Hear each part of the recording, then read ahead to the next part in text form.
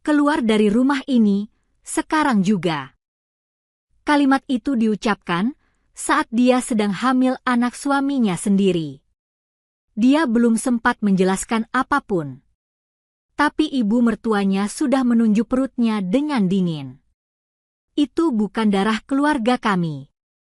Suaminya ada di sana." Diam. Tidak membela.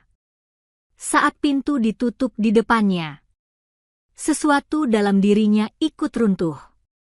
Cerita ini bukan tentang siapa yang paling benar, tapi tentang bagaimana satu fitnah bisa menghancurkan hidup seseorang dalam satu malam. Sebelum lanjut, tulis di komentar kamu nonton dari kota mana dan subscribe channel ini. Dan malam itu, dia melangkah pergi tanpa tahu harus pulang kemana. Langkahnya berat, bukan hanya karena hujan yang semakin deras, tapi karena tubuhnya gemetar menahan sesuatu yang tidak bisa ia sebutkan. Tangannya refleks memeluk perutnya, seolah itu satu-satunya hal yang masih bisa ia jaga. "Rina, jangan pergi jauh-jauh dari Mama ya," bisiknya lirih, suaranya hampir tenggelam oleh suara hujan. Beberapa menit lalu, dia masih berdiri di dalam rumah itu. Rumah yang ia rawat setiap hari. Rumah yang ia anggap tempat pulang. Tapi dalam hitungan detik, semuanya berubah. Tatapan ibu mertuanya masih terbayang jelas. Dingin. Penuh jijik. "Itu bukan anak-anak kami." Kalimat itu seperti terus berulang di kepalanya. Rina berhenti di bawah lampu jalan yang redup. Nafasnya tersengal. Bukan karena lelah berjalan, tapi karena dadanya terasa sesak. Dia tidak menangis. Air matanya seperti tertahan di tempat yang lebih dalam. Yang lebih menyakitkan adalah wajah Arman. Tidak marah. Tidak berteriak. Tapi juga tidak membela. Hanya diam, lalu berkata pelan, "Pergilah dulu, Rin." Satu kalimat itu cukup untuk menghancurkan segalanya. Rina perlahan duduk di pinggir jalan. Bajunya sudah basah kuyup. Rambutnya menempel di wajahnya yang pucat. Dia menatap kosong ke depan. Tidak ada rumah. Tidak ada tujuan. Tidak ada tempat kembali. Hanya ada dirinya, dan satu kehidupan kecil yang kini sepenuhnya bergantung padanya. Tangannya kembali mengusap perutnya. "Kita kuat ya," ucapnya pelan, hampir tidak terdengar. Di kejauhan, suara kendaraan lewat tanpa peduli. Dunia tetap berjalan seperti biasa. Seolah tidak ada yang baru saja kehilangan segalanya malam itu. Rina masih duduk di pinggir jalan saat suara langkah mendekat dari arah belakang. Jantungnya berdegup lebih cepat. Harapan kecil itu muncul, mungkin Arman menyusulnya. Dia menoleh cepat. Tapi yang datang bukan Arman. Ibu mertuanya berdiri beberapa langkah darinya, payung hitam menutupi sebagian wajahnya. Tatapannya sama seperti tadi, dingin, tanpa sedikit pun ragu. "Kamu belum pergi juga," suaranya datar. Rina berdiri perlahan, tubuhnya sedikit limbung. "Bu, tolong dengar aku sekali saja." "Aku tidak." "Cukup," potongnya tajam. Dari dalam tasnya, wanita itu mengeluarkan beberapa lembar kertas yang sudah basah di ujungnya. Ia melemparkannya ke arah Rina. "Kamu pikir kami bodoh?"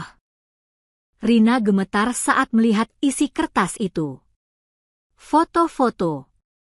Dirinya berbicara dengan seorang pria di depan klinik beberapa minggu lalu. Itu cuma. "Pria itu bukan suamimu." Suaranya semakin keras. "Dan kamu ingin bilang itu kebetulan?" Rina menggeleng cepat, panik. "Dia dokter, Bu. Aku periksa kandungan waktu itu." Aku sendirian. Tapi kata-katanya seperti tidak pernah sampai. Sudah cukup kamu mempermalukan keluarga kami. Ibu mertuanya melangkah mendekat. Anak itu bukan darah kami, dan kamu tahu itu. Hujan semakin deras, tapi suara itu lebih menyakitkan dari apapun. Rina memegang perutnya, seolah melindungi sesuatu yang terus diserang tanpa alasan. Aku tidak pernah melakukan itu. Suaranya pecah, tapi tetap berusaha tegar. Namun wanita di depannya hanya menatap dengan jijik, lalu berbalik pergi tanpa satu pun keraguan. Meninggalkan Rina, bersama tuduhan yang bahkan tidak pernah ia lakukan. Dan malam itu terasa semakin panjang, tanpa satu orang pun yang percaya padanya. Rina akhirnya berdiri lagi, meski kakinya gemetar. Dia menatap ke arah rumah itu, rumah yang masih menyala hangat dari dalam. Di sana, Arman masih ada. Tanpa sadar, langkahnya kembali mendekat. Hatinya berdegup tidak karuan.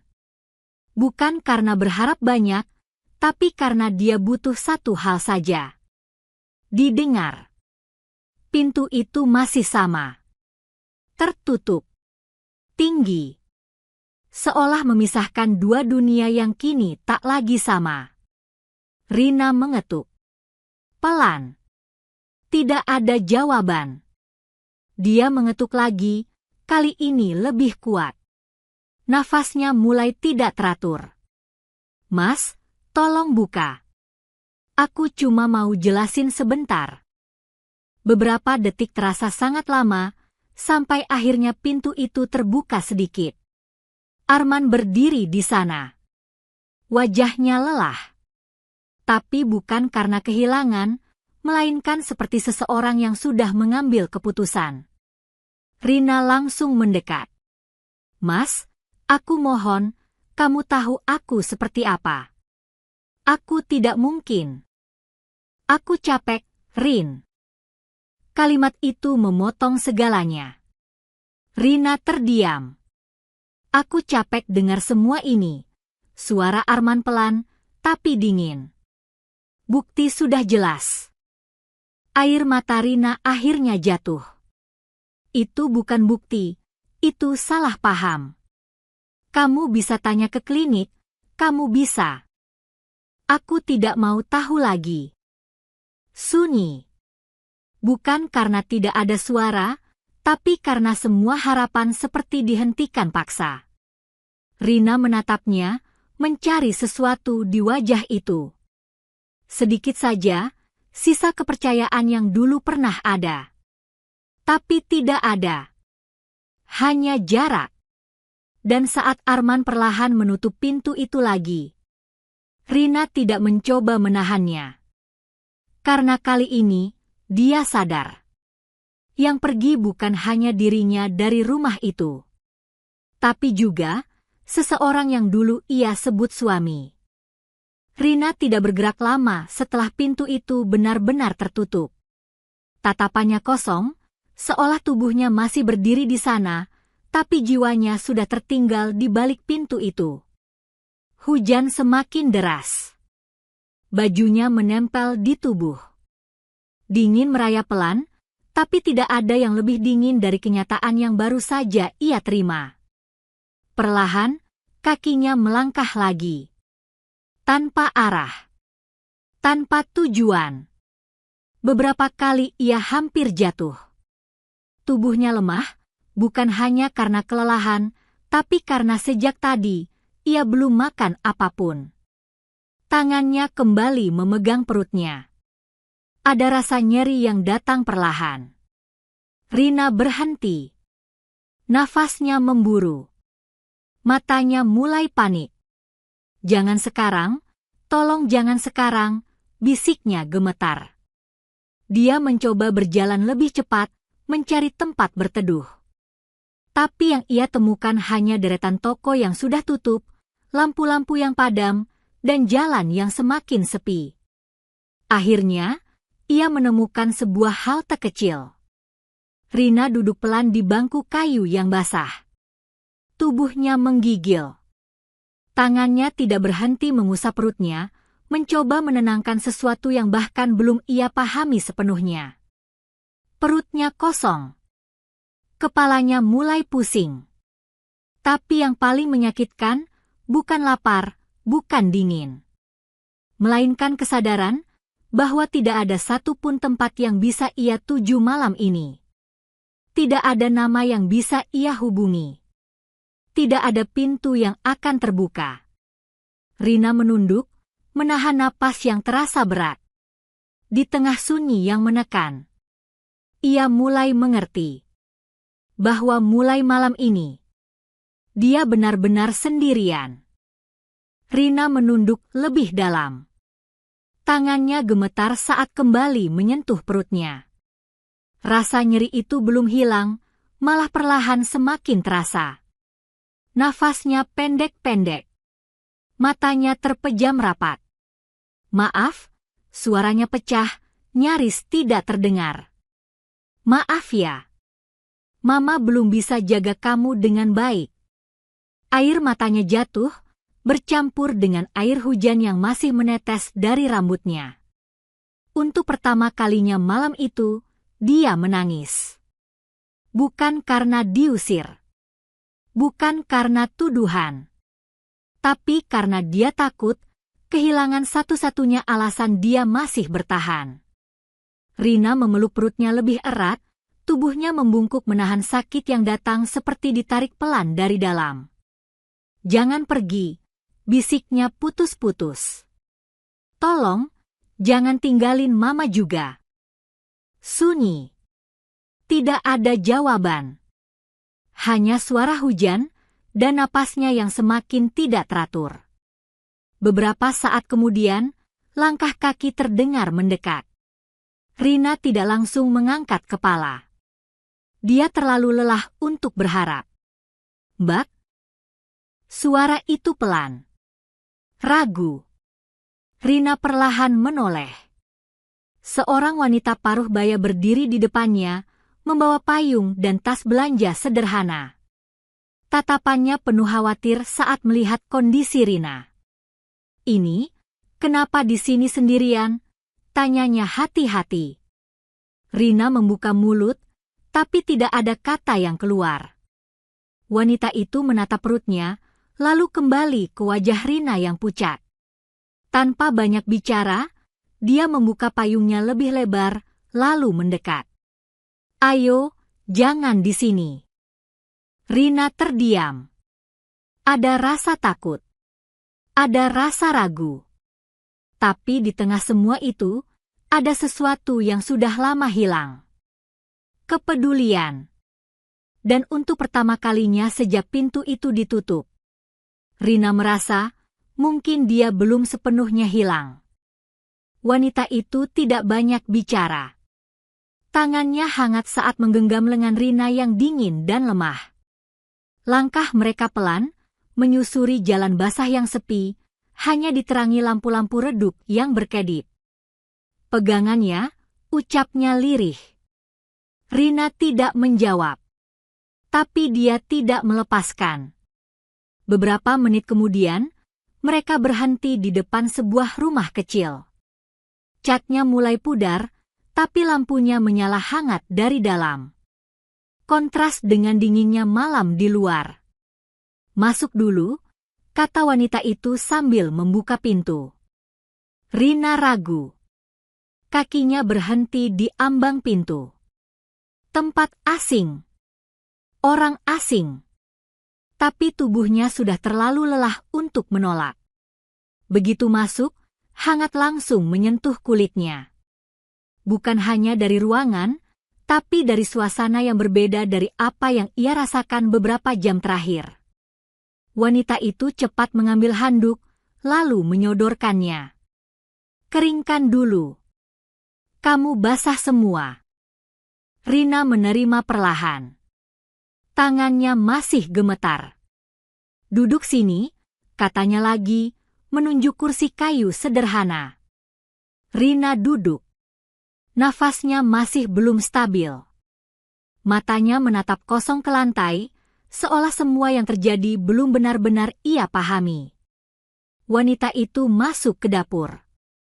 Suara panci dan air terdengar samar. Beberapa menit kemudian, dia kembali membawa segelas air hangat dan sepiring nasi sederhana. Makan sedikit, walau cuma beberapa suap. Rina menatap makanan itu lama. Perutnya lapar. Tapi tenggorokannya terasa terkunci. Air matanya jatuh lagi, tanpa suara. Wanita itu duduk di depannya, tidak memaksa. Hanya menunggu.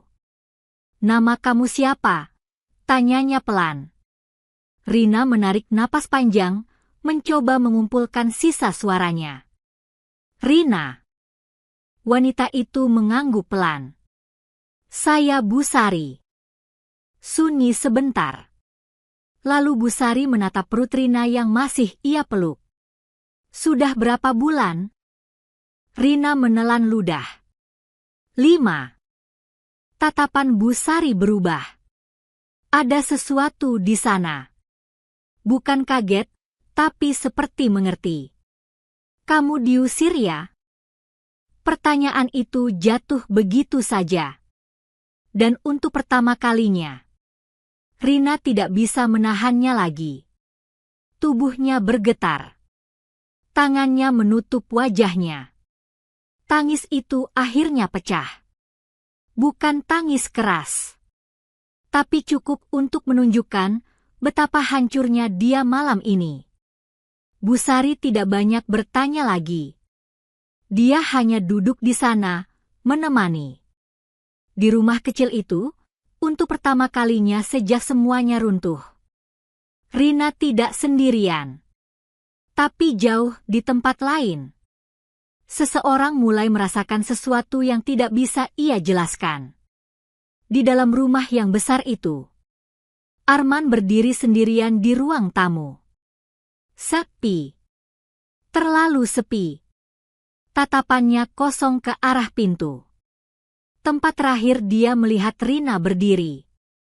Dan untuk pertama kalinya sejak dia memilih diam, hatinya tidak lagi terasa tenang.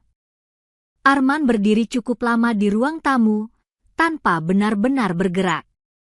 Jam dinding berdetak pelan, tapi setiap detiknya terasa seperti menekan sesuatu di dalam dadanya. Sepi ini tidak biasa. Biasanya, ada suara Rina di dapur. Atau langkah kecilnya yang sibuk ke sana kemari. Hal-hal sederhana yang dulu tidak pernah ia perhatikan, kini justru terasa hilang. Arman mengusap wajahnya kasar. "Sudah benar," gumamnya pelan, seolah mencoba meyakinkan diri sendiri. Tapi pikirannya tidak berhenti. Tatapan Rina tadi terus terbayang. Bukan tatapan orang bersalah.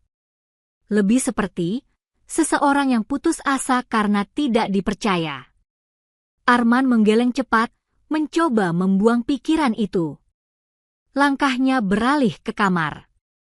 Saat membuka pintu, suasana di dalam terasa berbeda.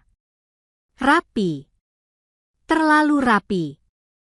Tidak ada barang yang berubah, tapi terasa kosong. Di atas meja, sebuah map kecil tergeletak. Arman mengernyit. Dia tidak pernah melihat itu sebelumnya. Dengan ragu, ia mengambilnya. Tangannya berhenti sesaat sebelum akhirnya membuka. Isinya, hasil pemeriksaan. Nama Rina tertera jelas di sana. Tanggalnya, beberapa minggu lalu. Arman membaca cepat. Lalu berhenti. Matanya terpaku pada satu bagian. Nama dokter. Alamat klinik. Dan keterangan pemeriksaan rutin kehamilan. Jantungnya berdegup lebih cepat. Tangannya sedikit gemetar saat membalik halaman berikutnya. Ada catatan tambahan. Pasien datang sendiri. Tidak ada pendamping. Arman terdiam. Pikirannya langsung terhubung pada foto yang ditunjukkan ibunya. Rina, berdiri dengan seorang pria di depan klinik. Pria itu, "Dokter?" Nafas Arman mulai tidak teratur. Untuk pertama kalinya, ada celah kecil dalam keyakinannya. Sangat kecil. Tapi cukup untuk membuatnya tidak nyaman. Dia menatap kembali kertas itu. Lama. Seolah berharap menemukan sesuatu yang bisa menyangkal semuanya. Tapi yang ada justru sebaliknya. Kenyataan kecil yang tidak sesuai dengan cerita yang ia percaya. Di luar kamar, langkah kaki terdengar. Ibu sudah bilang, jangan dipikirkan lagi. Suara itu membuat Arman tersentak. Ibunya berdiri di depan pintu, menatap tajam ke arah map di tangannya. Arman tidak langsung menjawab. Tatapannya masih tertahan pada kertas itu. Dan malam itu, untuk pertama kalinya, dia mulai ragu pada satu orang yang selama ini paling ia percaya. Arman menatap ibunya lama. Tidak seperti biasanya. Ada sesuatu yang berbeda di matanya. Bukan lagi yakin, tapi curiga. "Ibu," suaranya pelan, tapi berat. "Foto itu, ibu dapat dari mana?" Pertanyaan itu menggantung. Ibunya tidak langsung menjawab. Wajahnya tetap tenang, tapi matanya sedikit berubah. "Itu tidak penting," jawabnya singkat.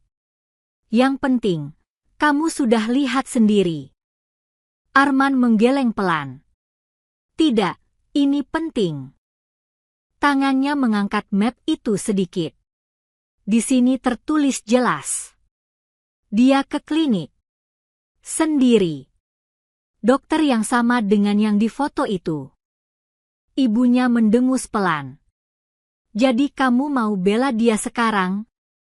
"Aku cuma mau tahu, kenapa ibu begitu yakin?" Nada suara Arman mulai berubah. Lebih tegas. Lebih berani dari biasanya. Ruangan itu mendadak terasa sempit. Ibunya melangkah mendekat. Tatapannya tajam. "Kamu pikir ibu bohong?" Arman tidak langsung menjawab. Dan justru diam itu menjadi jawaban paling jelas. Untuk pertama kalinya, ibunya terlihat goyah. Hanya sesaat. Tapi cukup untuk terlihat. "Ibu cuma tidak mau keluarga ini hancur," ucapnya cepat, seolah menutupi sesuatu. "Perempuan seperti dia tidak pantas di rumah ini." Kalimat itu menusuk.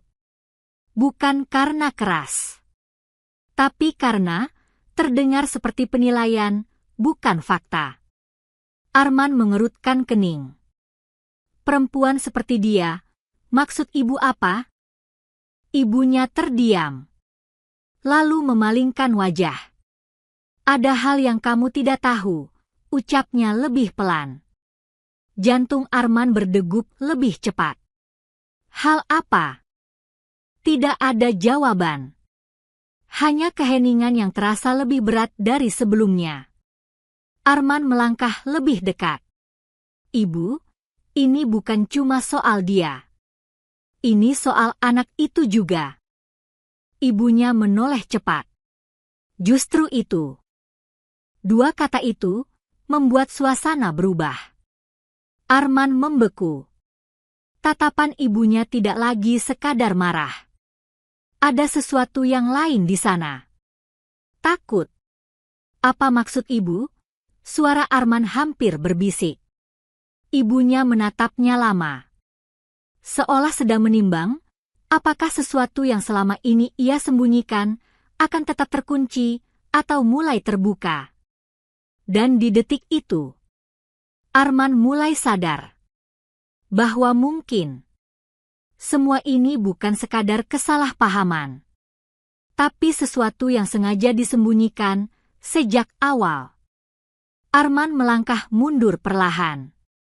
Dadanya terasa sesak. Semua yang selama ini ia yakini mulai retak. Tanpa berkata apapun lagi, ia berbalik. Mengambil kunci mobil di atas meja, lalu berjalan cepat menuju pintu.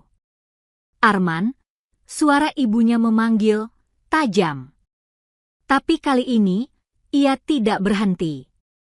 Pintu terbuka keras. Lalu tertutup lebih keras. Pagi belum sepenuhnya terang saat Arman menghentikan mobilnya di depan sebuah rumah kecil. Catnya pudar. Halamannya sempit. Tapi ada sesuatu di sana yang membuat dadanya semakin berat. Dia turun perlahan. Langkahnya ragu. Tapi matanya tidak bisa berpaling dari satu sosok kecil yang berdiri di depan rumah itu. Seorang anak laki-laki. Usianya mungkin sekitar 4 tahun.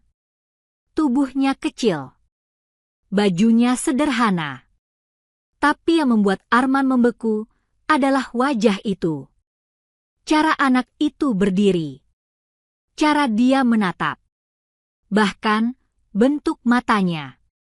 Sangat familiar. Terlalu familiar. Arman tidak sadar, kakinya sudah melangkah mendekat. Anak itu menatap balik. Polos. Tidak takut. Hanya penasaran. "Om cari siapa?" tanyanya pelan. Suara kecil itu seperti menghantam sesuatu di dalam dada Arman. Dia tidak bisa langsung menjawab. Matanya tidak lepas dari wajah anak itu. Dan di detik itu, semua keraguan yang semalam muncul berubah menjadi sesuatu yang jauh lebih nyata. Langkah dari dalam rumah terdengar. Pintu terbuka. Rina keluar. Dia berhenti. Tubuhnya kaku saat melihat siapa yang berdiri di depan rumah itu. Beberapa detik, tidak ada yang bicara. Hanya tatapan. Dan jarak yang dulu pernah sangat dekat, kini terasa asing. Anak itu menoleh ke arah Rina. "Ma, ini siapa?" Satu kata itu cukup untuk menghancurkan semua yang tersisa di dalam diri Arman. Matanya kembali ke anak itu. Lalu ke Rina. Nafasnya tertahan. Bibirnya terbuka, tapi tidak ada kata yang keluar. Karena untuk pertama kalinya, dia tidak butuh penjelasan lagi. Dia sudah melihat sendiri kebenaran yang dulu ia tolak. Arman berdiri kaku. Matanya tidak bisa lepas dari anak itu, lalu perlahan kembali ke Rina. Ada banyak hal yang ingin ia katakan. Penjelasan. Penyesalan. Pertanyaan. Tapi semuanya terasa terlambat. Rina menatapnya, tanpa ekspresi yang dulu pernah ia kenal. Tidak ada harap. Tidak ada marah. Hanya tenang. Dan itu jauh lebih menyakitkan. "Mas," suara Rina pelan, tapi tegas. "Ngapain kesini?" Arman menelan ludah. Aku cuma..." Kata-katanya berhenti.